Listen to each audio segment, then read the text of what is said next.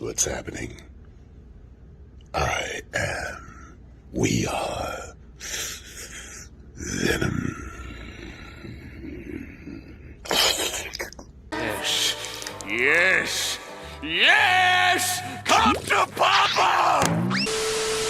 Candyman supremacy, baby. Anyways, welcome back, true believers and all you spectacular Spidey fans, to another very exciting Marvel Spider-Man 2 related video, where this time we are taking a bit of a closer look at a very intriguing post pertaining to the game, coming directly from one of its main cast members, where in this case the main post that we are looking at today originates from none other than the main voice of Venom himself, of Tony Todd. So even though the reveal trailer for Marvel's Spider-Man 2 only gave us a quick glimpse as to what we can expect within this game as a whole, and the PlayStation blog post did provide a bit more details about the experience for both Marvel's Spider-Man 2 and Marvel's Wolverine, we still got quite a long ways to go until this game fully releases exclusively on the PlayStation 5 in 2023, and to be honest, I don't think we're actually going to see gameplay of Marvel's Spider-Man 2 in action until sometime in 2022. However, the absolute hype that we all have for this game right now is at an all-time high, and simply getting a bit more information from the main man himself of Venom with Tony Todd is just all the more exciting. And while his statement might appear to be as bare bones as it gets, I do think that how he phrases it is still pretty darn interesting. So Tony actually went on Twitter the day of Marvel's Spider-Man 2's reveal during the PlayStation Showcase on September 9th, where it was officially revealed that he would be the voice of Venom for Marvel's Spider-Man 2. And after hearing this news, fellow Twitter user Adam M did ask Tony directly, "Is this true? How long have you known?" My excitement level hit the roof. And coming from Tony directly is that he knew he was playing Venom for about 2 months or so. The game is massive. That's why it won't come out until 2023. So to reference the 2 previous Insomniac Spidey games to put things into a better perspective, is that Marvel's Spider-Man 1 or Spider-Man PS4 did release on September 7th of 2018, which was the fall of that year. And as for Miles Morales, that game did release on both the PS4 and PS5 on November 12th of 2020, which was the winter season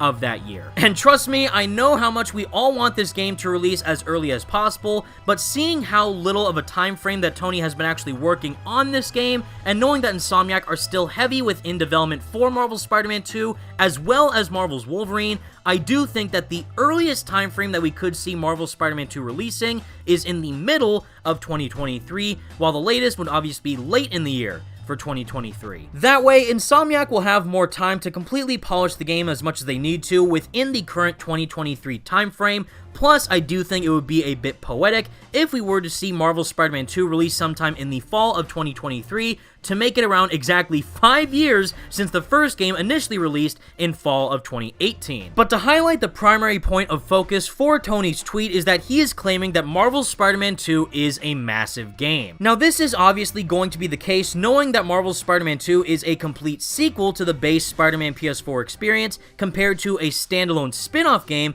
like what Miles Morales was. Whereas if you played Spider-Man PS4 from start to finish, as well as include all the additional side content and the DLC chapters, you will get approximately 20 to over 24 hours worth of content for the main story of that game. So simply being aware that Marvel's Spider-Man 2 is the official sequel of what the first experience was does reassure me that the campaign length of Marvel's Spider-Man 2 will surely be longer than what the first game was, with the addition of the DLC chapters, main story, and additional side content all wrapped into one. We can also see clear as day that both Peter and Miles are fully remaining in place within New York City as the primary setting for the game. And if we take Tony's tweet into consideration, not only am I sure that he's directly referring to the overall scope and scale, as well as the production value for Marvel's Spider-Man 2 being much larger than both Spider-Man PS4 and Miles Morales in comparison, but knowing that the game's setting is still taking place in New York City, and the only main area of that map we were able to explore in both of the previous games was the core island of Manhattan,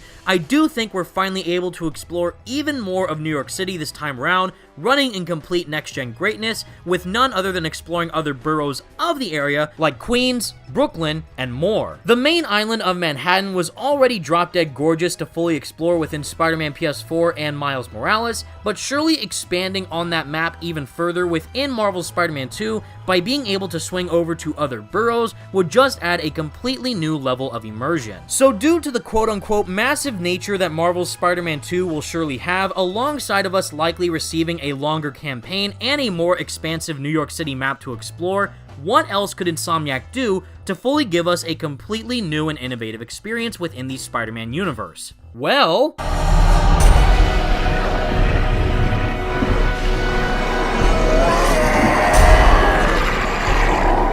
I am begging for my life right now, you guys, because if we are able to actually receive the insane nostalgia trip of a game that was Ultimate Spider-Man and simply incorporate that style of gameplay within Marvel's Spider-Man 2 for not just being able to play as both Peter Parker and Miles Morales this time around, but also have the possibility of playing as Venom, that would instantly make this Game of the Year 2023, in my opinion. We're already fully well aware as to how exactly both Peter and Miles play within their respective games, and while I'm sure their gameplay mechanics are going to get a complete overhaul within the sequel, what else could Insomniac do to completely expand within the standard Spider-Man gameplay formula? And in my eyes, I definitely think not only going up against Venom as a main villain of the game, but also having the capability of playing as him at certain points of the game's story, just like Ultimate Spider-Man, would be a dream come true, especially knowing that this game is going to take full advantage of everything that the PlayStation 5 has to offer. Still, everything that I just mentioned with that of a longer campaign, a more expansive open world, and a possibility of having Venom be a playable character